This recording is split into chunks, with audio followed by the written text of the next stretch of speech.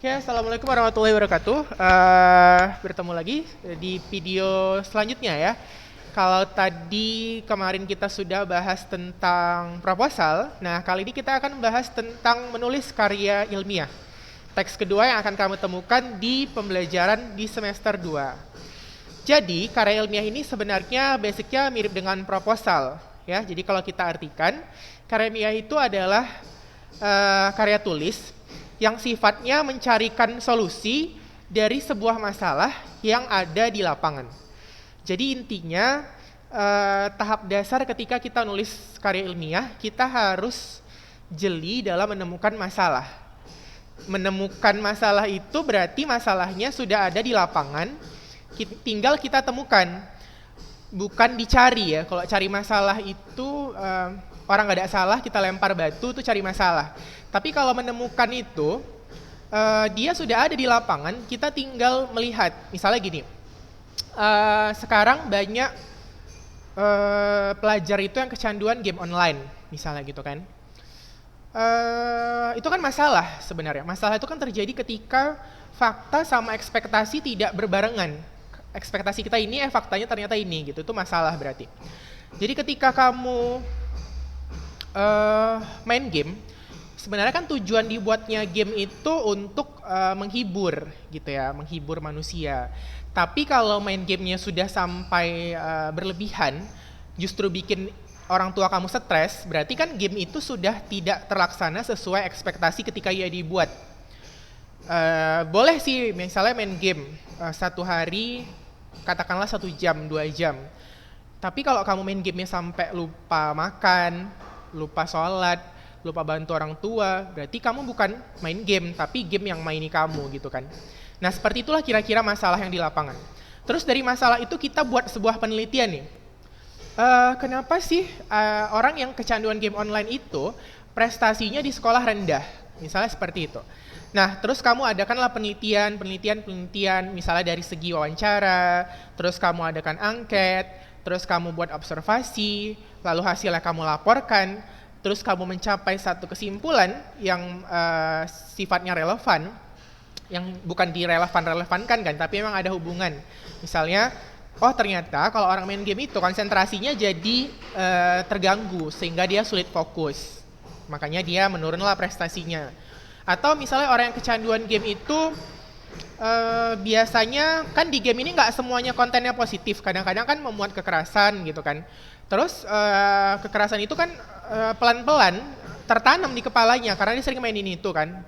Sampai kan pernah kita lihat ada berita orang main game terus dia laksanakannya di dunia nyata, ditembakinya orang gitu kan, gara-gara dia suka main game. Jadi memang sampai sedetail itu gitu pengaruhnya. Itu berarti masalah. Jadi kita bisa adakan penelitiannya misalnya lewat observasi dulu, penelitiannya lewat pengamatan. Kalau di teman kamu di kelas ada yang kecanduan, bolehlah kita jadikan dia objek sekali gitu kan, kita tanya, kita wawancarai, kenapa sih bisa sampai berjam-jam gitu tahan. Ada kan saya kalau main game itu dan nggak pernah gitu, karena memang mata saya kalau lihat komputer lama-lama itu sakit gitu. Kalau adik saya memang bisa tahan gitu sampai lama gitu. Mungkin teman-teman kamu juga ada yang seperti itu. Nah itu bisa kita wawancarai. Misalnya kenapa sih berapa hari satu hari dia main, berapa jam satu hari dia main game. Terus alasan dia main game itu apa? Sekedar suka kah atau ada faktor mungkin kayak ekonomi gitu. Kalau menang dapat uang atau mungkin dia stres sama pelajarannya sehingga larinya ke game gitu. Jadi banyak faktor gitu kan. Nah nanti itu bisa kita analisis satu persatu yang bisa kita kaitkan dengan kenapa misalnya prestasinya bisa menurun gitu. Itu namanya karya ilmiah. Jadi basicnya karya ilmiah itu adalah menemukan masalah, mencarikan solusinya, lalu prosesnya itu kita laporkan. Itu sih sederhananya karya ilmiah gitu. Nah lalu dalam proses menulis karya ilmiah, coba sambil dibuka bukunya, sambil kita baca, karena kan kalau di rumah kan mungkin jarang terbuka gitu ya. Ini sambil kita buka bukunya. Di halaman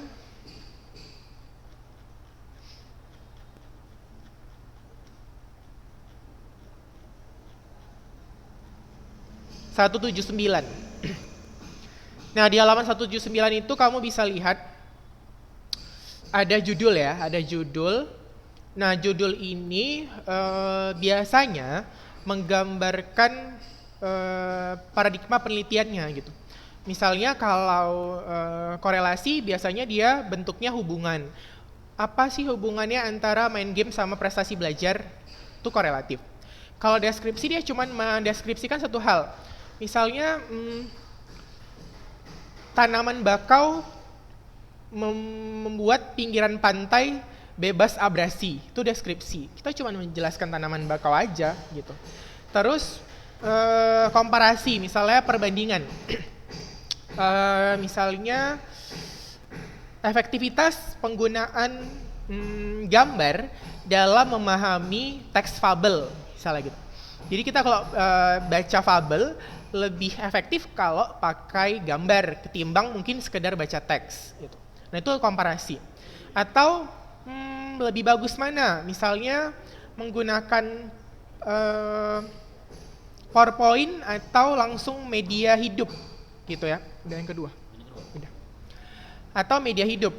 Misalnya kalau belajar biologi kamu lebih paham kalau lihat tengkoraknya langsung gitu. Daripada kamu sekedar lihat teks-teks biologi. Teks-teksnya kan banyak gitu kan. Tapi kalau misalnya langsung ke lapangan, kamu lihat hewannya, kamu bedah langsung, kamu lihat organnya, itu kamu lebih paham. Nah itu namanya penelitian komparasi. Jadi kita banding-bandingkan gitu. Biasanya tuh langsung nampak di judul. Nah ini contoh judul. Nanti saya mau suruh kamu buat judul 1 di rumah. Ya. Ini di sini kebetulan judulnya aktivitas pergaulan dan prestasi belajar siswa. Studi deskriptif tentang kecerdasan emosi intelektual siswa SMA Lab School UPI Bandung. Lab School ini sekolah favorit ya di Bandung. Nah jadi dari judul di atas kita bisa pecah komponennya. Pertama masalah yang diteliti adalah aktivitas pergaulan dan prestasi belajar siswa. Kan tadi judulnya aktivitas pergaulan dan prestasi belajar siswa. Berarti masalahnya ada di aktivitas pergaulan dan prestasi. Ruang lingkupnya. Ruang lingkup itu masalah bidang kajian. Bidang kajiannya apa, tujuannya apa, manfaatnya apa. Di sini kebetulan masalah kecerdasan emosi dan intelektual. Terus tujuannya.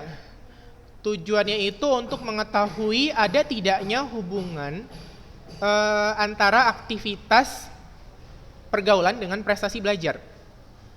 Jadi tujuan itu sebenarnya beda sama manfaat. Jadi walaupun bahasanya mirip gitu ya. Kalau kamu ke sekolah, mungkin tujuannya mau dapatkan ijazah atau sertifikat. Tapi manfaat itu adalah hal yang kita dapat dalam prosesnya gitu. Jadi misalnya kita A, tujuannya mau ke B. B itu tujuan, tapi proses kita dalam mencapai B itu kan kita mendapatkan sesuatu. Nah, itulah yang dikatakan manfaat gitu. Jadi manfaat itu adalah prosesnya gitu. Jadi proses belajar itu yang tidak tergantikan. Yang membedakan kamu mungkin dengan orang yang di luar sana sekadar beli ijazah misalnya. Dia beli ijazah, dapat juga sama, posisinya sama kamu. Tapi kan prosesnya itu, manfaatnya itu yang nggak bisa diganti gitu ya. Terus subjeknya itu adalah siswa SMA Lab School. Jadi subjek itu sama sebenarnya dengan objek. Jadi kadang-kadang ada buku yang bilangnya dia objek penelitian. Objek itu adalah komponen partisipan yang terlibat dalam penelitian. Kebetulan di sini adalah siswa SMA. Kalau yang kamu teliti nanti kodok, ya objeknya berarti kodok. Kalau yang kamu teliti nanti misalnya lingkungan, berarti objeknya lingkungan. Ya tergantung bidang apa nih yang sedang kita teliti gitu. Kebetulan di sini bidangnya adalah siswa SMA. Jadi dialah objeknya di sini. Terus metode penelitiannya adalah deskriptif korelatif. Karena kan tadi katanya dia mau meneliti hubungan antara pergaulan dengan prestasi belajar siswa. Jadi pasti ada ya pengaruh pergaulan sama prestasi gitu. Kalau di sekitar kita nih orang-orangnya gigih gitu, semalas-malasnya kita pasti terpengaruh gitu kan. Tapi serajin-rajinnya kita, kalau yang di samping-samping kita pada mager gitu kan, pasti cepat atau lambat terpengaruh juga. Ya udahlah nantilah gitu. Akhirnya jadi terpengaruh. Jadi pasti ada pengaruhnya gitu. Atau misalnya jumpa teman yang suka cari informasi penting gitu, pasti kita terpengaruh tuh.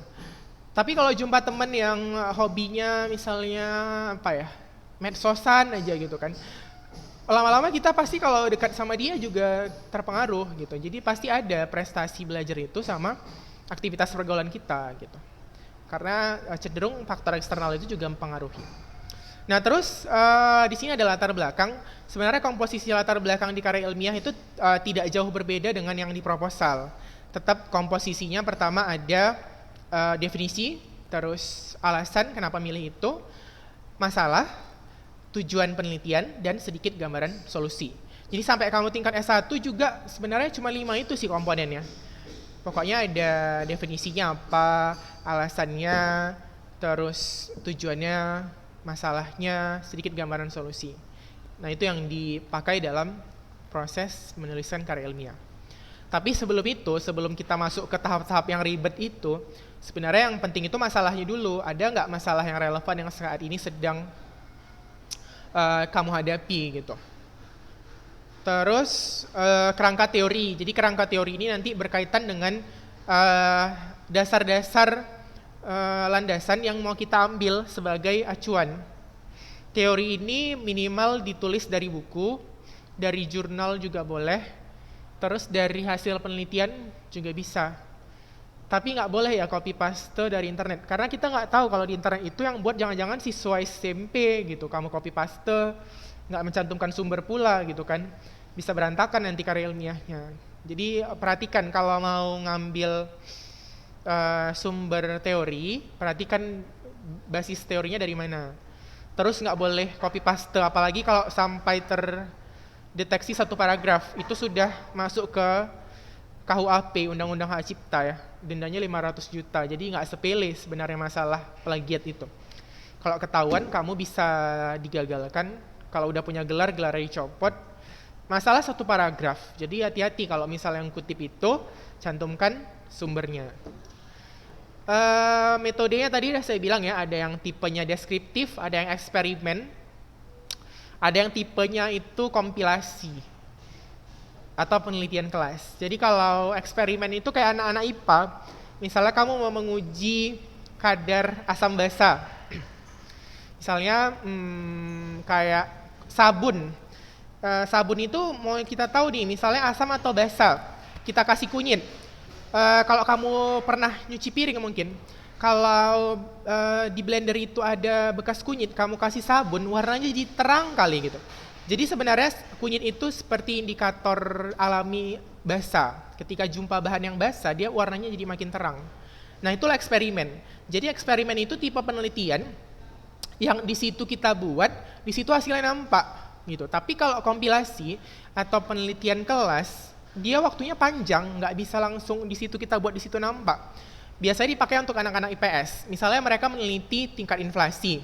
Inflasi itu kan kurun waktunya panjang, nggak bisa di situ kita meneliti, di situ nampak inflasinya gitu.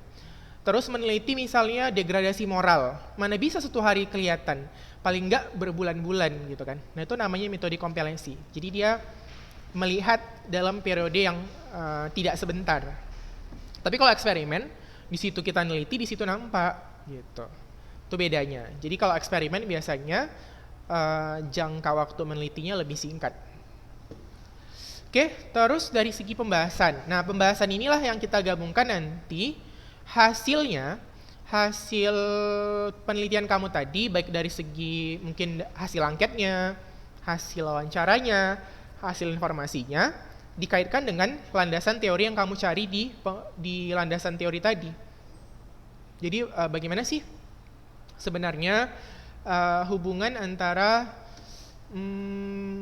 tingkat membaca dengan kemampuan sukses seseorang di masa depan gitu. Bagaimana sih tingkat membaca dengan kemajuan suatu negara? Pasti ada gitu. Makanya sekarang masuk universitas minimal level 3 baru dia bisa lulus jadi mahasiswa.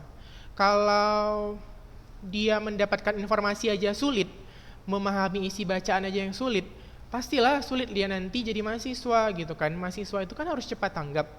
Kalau dia ngartikan satu paragraf aja 1 jam, gimana pula nanti yang mengerjakan skripsi yang ratusan lembar kan gitu.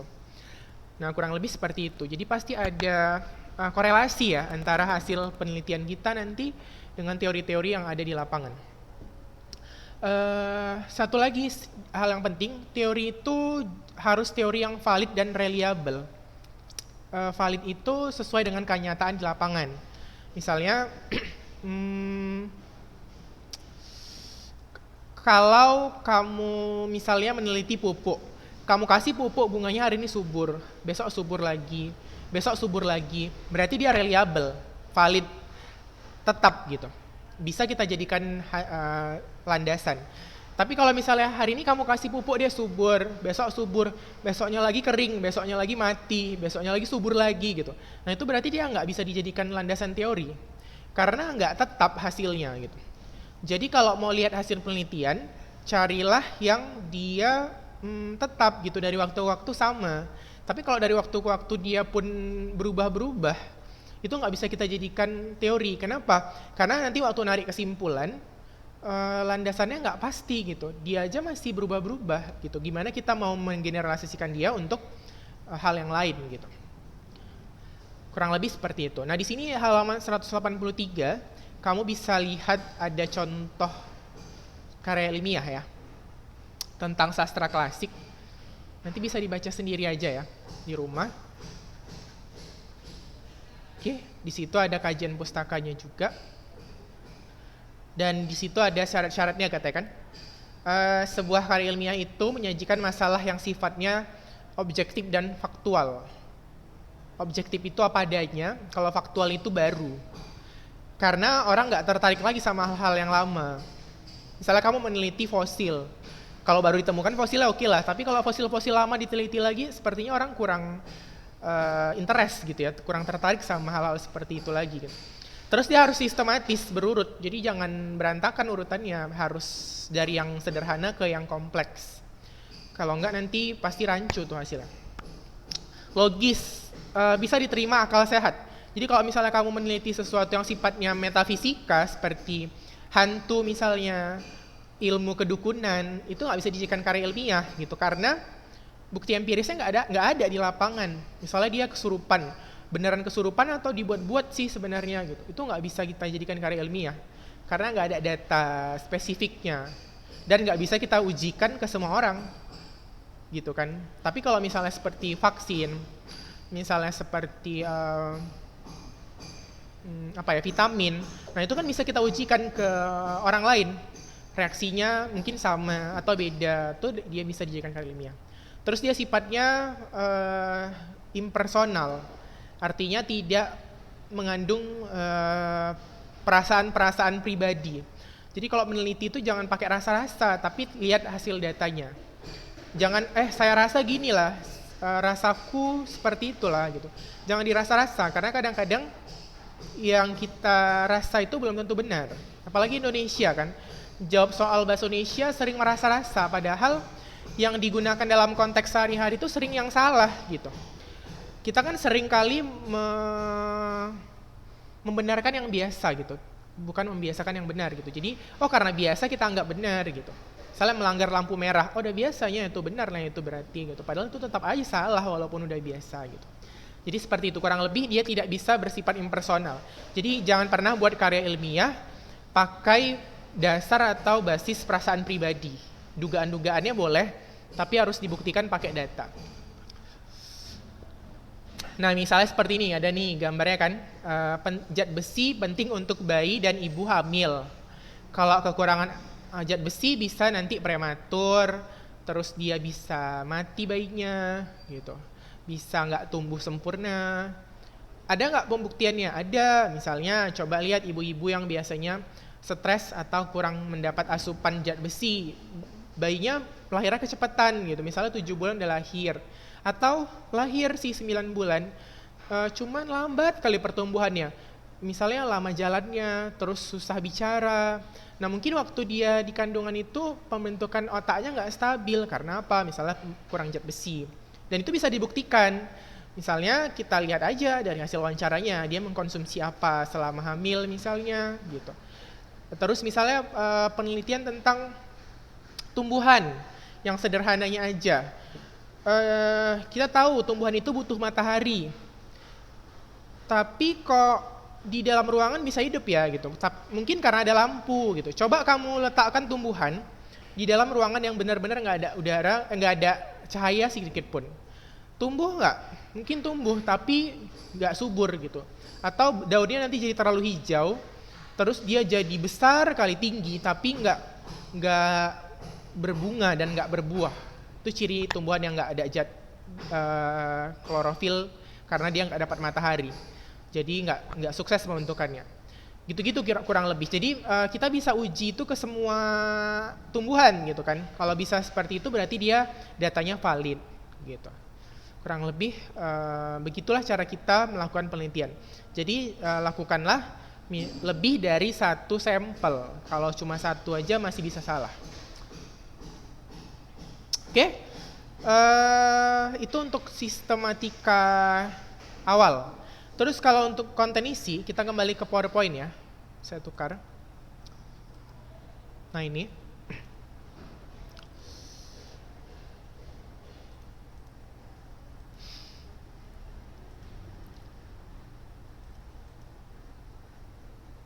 Nah di sini ada skema berpikir ilmiah.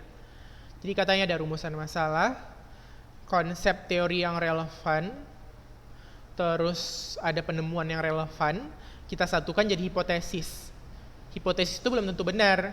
Kita harus uji lagi, baru akhirnya terjadi metode dan hasil. Jadi kadang-kadang kan kita duga, tapi dugaan itu bisa saja salah. Walaupun teorinya relevan, penemuannya relevan. Selanjutnya ada prinsip-prinsip dalam karya ilmiah. Seperti yang saya katakan tadi, dia harus objektif, sistematis, prosedural, dan rasional.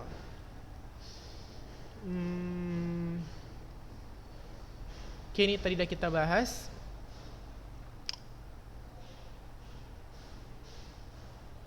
Nah ini ya, data empiris dalam karya ilmiah itu harus bersifat global, universal. Global itu yang dampaknya usahakan ke banyak orang. Misalnya seperti polusi udara. Tapi kalau cuma sekadar seekor kucing yang meninggal tadi pagi, itu fakta misalnya, tapi itu kan dampaknya nggak global gitu. Jadi carilah penemuan-penemuan yang efeknya besar, impact-nya besar gitu. Terus dia sifatnya harus terbuka untuk semua orang, bukan hanya untuk kalangan tertentu. Misalnya gini, orang India itu dilarang memotong sapi. Larangan itu hanya berlaku untuk orang India, sehingga kadang-kadang masyarakat India itu kekurangan industri daging. Jadi mereka nggak berkembang di masalah industri daging gitu kan, karena kepercayaan tadi gitu. Nah itu nggak bisa kita generalisasikan kegagalan industri di India dengan yang di Inggris. Kenapa? Karena di India mereka punya premis tertentu yang nggak dipakai negara lain. Misalnya seperti tadi, larangan memotong sapi. Mungkin aja kegagalan mereka karena itu gitu. Sapinya banyak kali, tapi nggak pernah dipotong, nggak pernah diapa-apai. Kalau kita kan kita konsumsi, berarti bertambahlah satu penghasilan dari daging, dari susunya, dari mungkin dibuat jadi sosis, dibuat jadi nugget. Nah itu kan bertambah penghasilannya gitu. Tapi kalau dia hanya ada satu premis-premis tertentu yang hanya mempengaruhi wilayah tertentu, itu nggak bisa dijadikan karya ilmiah. Karena dia hasilnya nanti nggak bisa kita generalisasikan secara global. Terus dia tuntas, komprehensif, jadi nggak setengah-setengah. Kalau meneliti sesuatu itu jangan setengah-setengah. Kalau setengah-setengah nanti hasilnya juga nggak bisa diterapkan di lapangan. Terus pada dasarnya pendekatan itu bisa rasional, bisa empiris. Kalau rasional itu biasanya orang-orang yang pakai data-data seperti orang ekonomi, pakai literatur dia. Misalnya data inflasi, data sensus penduduk, itu pendekatan rasional. Tapi kalau pendekatan empiris, dia lebih ke laboratorium. Kayak orang IPA misalnya meneliti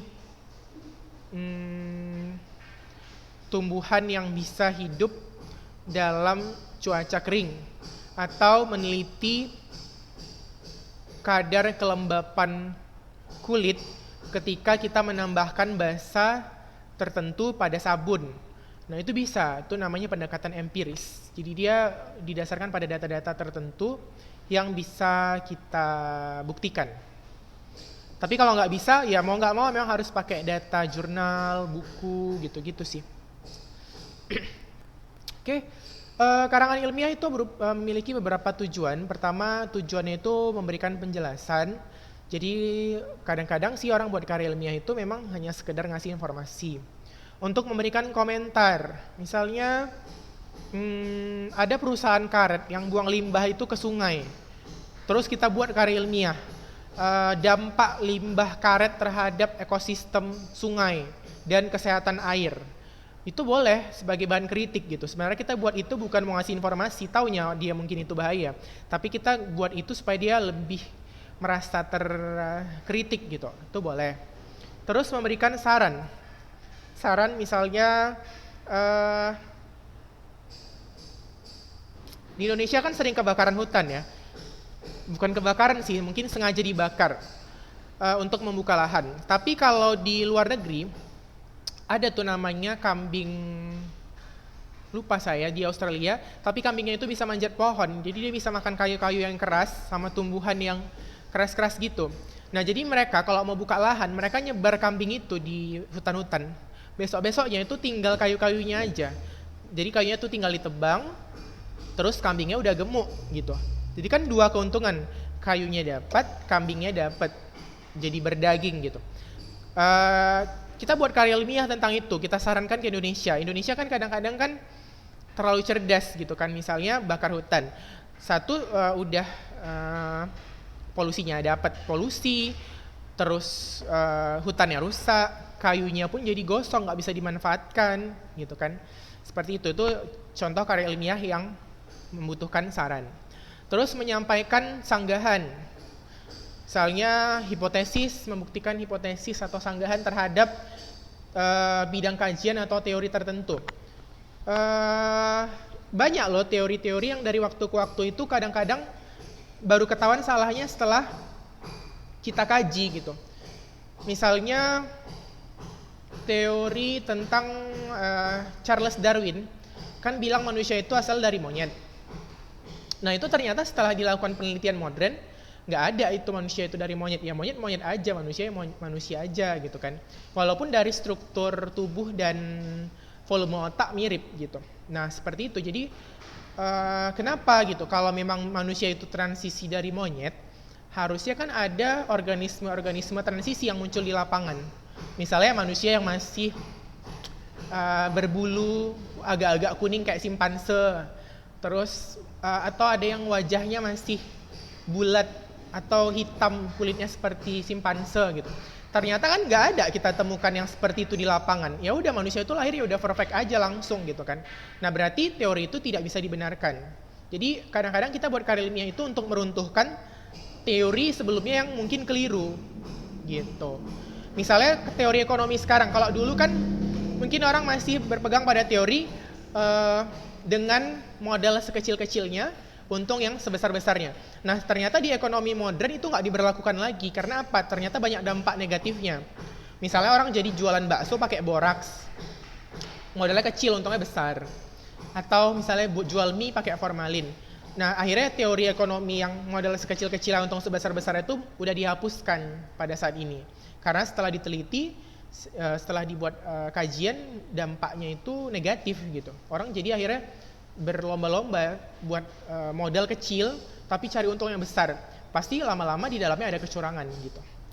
Kurang lebih seperti itu. Nah itu ciri-ciri karya ilmiah dan tujuannya dalam masalah praktis kehidupan. Oke, karena waktunya sudah mau habis, ini mau saya kasih simpulan ya untuk yang pertemuan kali ini. Jadi kalau buat karya ilmiah, pada dasarnya aplikasi hukumnya itu harus jelas dan sesuai dengan kondisi di lapangan. Terus karya ilmiah itu sekalipun dia sifatnya ilmiah juga tidak boleh terlepas dari konteks dan peradaban masyarakat setempat. Jadi ketika kamu meneliti sesuatu, boleh-boleh saja, sah-sah saja, tapi tidak boleh juga melanggar peradaban masyarakat setempat gitu. Jadi misalnya kamu mengkloning manusia, itu kan dalam hukum mungkin oke lah, dalam agama tertentu itu boleh, tapi dalam Islam kan itu dilarang, menghidupkan manusia yang bukan ciptaan dari pencipta yang asli gitu. Cobalah kalau ada manusia asli mungkin berhasil di cloning, tapi dia nggak hidup, berarti kan dia nggak punya roh. Makhluk tipe apa itu yang punya badan nggak ada rohnya gitu.